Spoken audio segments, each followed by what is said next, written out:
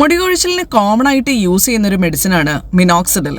പക്ഷേ ഈ മരുന്നിനെ കുറിച്ചൊരു തെറ്റിദ്ധാരണ സോഷ്യൽ മീഡിയയിലൂടെ സ്പ്രെഡ് ചെയ്തിട്ട് ഇത് പ്രിസ്ക്രൈബ് ചെയ്യുമ്പോൾ പലപ്പോഴും പേഷ്യൻസ് നമ്മളോട് ഡൗട്ടായിട്ട് ചോദിക്കാറുണ്ട്, ഡോക്ടറെ ഈ മരുന്ന് യൂസ് ചെയ്ത് നിർത്തി കഴിഞ്ഞാൽ ഉള്ള മുടിയും കൂടെ പോവുമോ എന്നുള്ളത്.